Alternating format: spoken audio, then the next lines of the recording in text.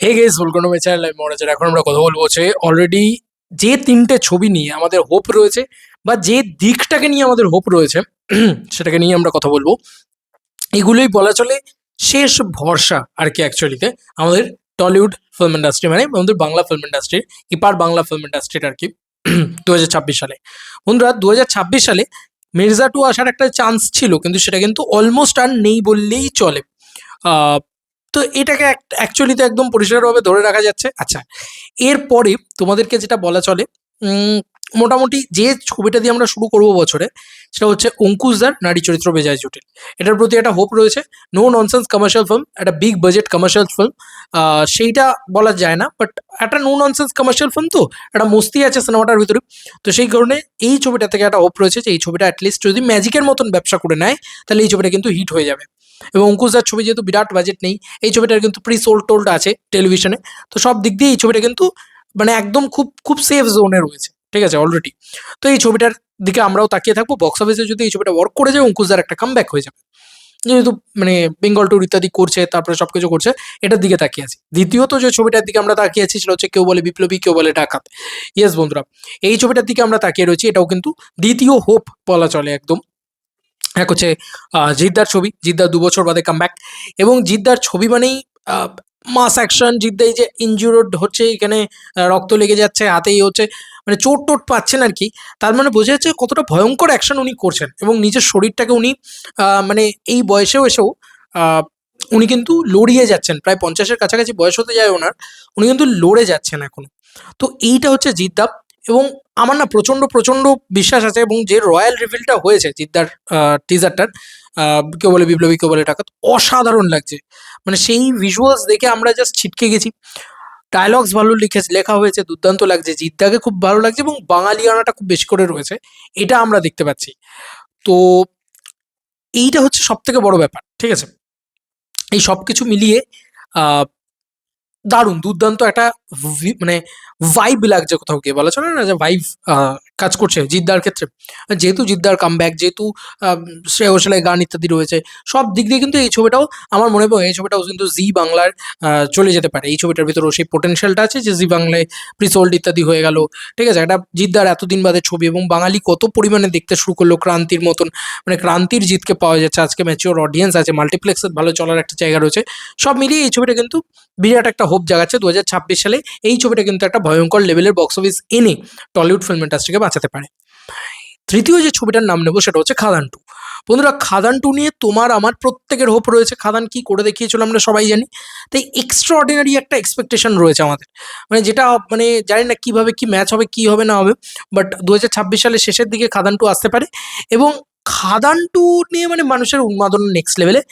এটার box office নিয়ে আর কোনো কথাই বলা চলে না। আমার মনে হয় এই ছবিটা আসছেই বক্স অফিস কালেকশন করতে। তো ভাই এই এই সিনেমাটা চাই ভাই পার্ট 2, ঠিক আছে। এবং এবং সেটা সাংঘাতিক লেভেলে চাই, এবং সেটা সাংঘাতিক লেভেলে হয়তো ওয়ার্কও করবে, ঠিক আছে। এই সিনেমাটা কিন্তু টলিউডের ইন্ডাস্ট্রির মোড় ঘুরিয়ে দিতে পারে। দেবদার ছবি, মাস কমার্শিয়াল ছবি, সব মোড় ঘুরিয়ে দিতে পারে, সব উল্টে মানে উল্টে পাল্টে তছ নচ করে দিতে পারে। এই সিনেমাটাই পারে আবার 30 কোটি টাকার বক্স অফিস এনে দিতে, এই সিনেমাটা পারে সব কিছুকে তোল পার করে দিতে, ঠিক আছে। তো খাদানের ক্ষেত্রে আমরা দেখেছি যে 100 দিনের উপরে চলার যে কি কি অ্যাডভান্টেজ রয়েছে। 150 দিনের উপরে চলেছিল না খাদান, এক্স্যাক্টলি 100 দিন না 150 দিন, আমি এক্সাক্ট মনে পড়ছে না, তবে মানে দারুণভাবে চলেছিল। তো এটা কিন্তু 2026 সালে সব থেকে বড় গেম চেঞ্জার হতে পারে, ঠিক আছে। এই তিনটে ছবির উপরে দেখো তিনজনই মানে সুপারস্টার সুপারস্টার, এদিকে স্টার, তিনজনই মানে দেবজিৎ, অঙ্কুশ, এই তিনজনের উপরে ভরসা করা যায়। এছাড়াও ইয়াসদা সামনের বছর কোনো ছবি আনছেন কিনা আমাদের জানা নেই। যদিও বা আনেন, সেই ছবিটা যে একদম পাথ ব্রেকিং বিজনেস করে নিয়ে চলে যাবে, সেটা আমার আমার মনে হয় না। ইয়াসদার একটা নিজস্ব জোন আছে, সে ওই 2 থেকে 3 কোটি টাকার ব্যবসা আরামসে করে নেবে, আমার এটা বিশ্বাস। এবং তাতে এই মানুষটা সাকসেসফুল হয়ে চালাবেও। এবং এই মানুষটা যেদিন পরপর, আমার তো মনে হয় এই মানুষটা এখন পরপর 4-5টা বছর পরপর চুপচাপ মানে আরির মতন ছবি করে যাওয়া উচিত। তার অডিয়েন্স বেসটাকে তৈরি করে দেন, তারপরে এসো ভাই খাদানের মতন ছবি দিয়ে উড়িয়ে দাও একদম, ঠিক আছে। এই ব্যাপারটা কোথাও গিয়ে আমার মনে হয় আরি কিন্তু মানে ইয়াসদার বাকি ছবিগুলোর তুলনায় বেটার বিজনেস করেছে। তো সেই একটা জায়গায় কিন্তু কোথাও গিয়ে তৈরি হয়ে যাবে। আচ্ছা, বাদবাকি যাদের কথা সোহম হোক বা বুম্বাদা হোক বা বুম্বাদার দেবী চৌধুরী আগের বছর ছিল বড় ছবি, সেটা যে বিরাট কিছু ব্যবসা করেছে এমনটা নয়। সামনের বছর কাকাবাবু রয়েছে, এটা কিন্তু 5-6 কোটি টাকার একটা ব্যবসা করতে পারে। তবে এর থেকে বেশি ব্যবসা আমি অন্তত আশা করছি না। এখন যদি একেনবাবুর মতন হয়েও যায় তাহলে 8 কোটি টাকা ম্যাক্সিমাম। তার বেশি কিন্তু আমি অন্তত এক্সপেক্ট করছি না। কারণ মিশর রহস্যও এত চলেনি। তো এটা সৃজিত মুখার্জির ছবি নয়, এটাও বুঝতে হবে। সেই ব্র্যান্ড ভ্যালুটা কিন্তু কোথাও গিয়ে লুজ হচ্ছেই। তো এটা হচ্ছে ব্যাপার। তো এইখান থেকে দাঁড়িয়ে আমি এইগুলোকেই বলতে পারি যে হ্যাঁ, এইগুলো আমাদের ইন্ডাস্ট্রির দিকে তাকিয়ে থাকার। হ্যাঁ, আরেকটা ছবি আছে যে ছবিটাকে আমরা হয়তো ধরছি না, সুপারস্টারের ছবি নয় বলে। বহুরূপী 2 হতে পারে।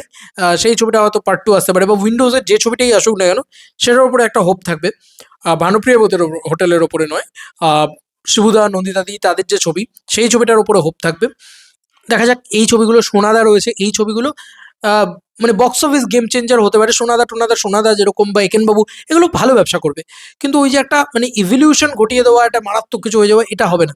অঙ্কুশ যদি আজকে একটা হিট পায়, একটা বিরাট বড় হিট পায়, ধরো তার ছবিটা বানানো হয়েছে হয়তো 2 কোটি টাকায়, সেই ছবিটা থেকে সে ROI পেলো 4 কোটি টাকার, তার রিটার্ন এলো সব মিলিয়ে। তো ভাই এটাই চাই অ্যাকচুয়ালিতে। ছবিটা হিট হলে বিরাট বড়ভাবে সুপারহিট হলো, অঙ্কুশদার ছবিটা সুপারহিট ভার্ডিক্ট পেয়ে গেল, ঠিক আছে, দারুণ একটা বক্স অফিস কালেকশন করলো, দারুণ একটা স্যাটেলাইট OTT দারুণ রেসপন্স জেনারেট করলো। বিশ্বাস করো খুব তাড়াতাড়ি মির্জা 2 হয়ে যাবে আর কি, এটা আমার বিশ্বাস। আর অপরদিকে দেবদার কথা বলো, জিদ্দার কথা বলো, এই প্রত্যেকটা মানুষের ক্ষেত্রেই সিমিলার কথা বলছি যে দেবদার খাদান 2 এর উপর আমাদের প্রচণ্ড বিশ্বাস। এখন যদি খাদান 2 এর রেজাল্ট যদি রঘু ডাকাতের মতন হয়, তাহলে আমার মনে হয় যে মানে তাহলে ইন্ডাস্ট্রি এগোবে না।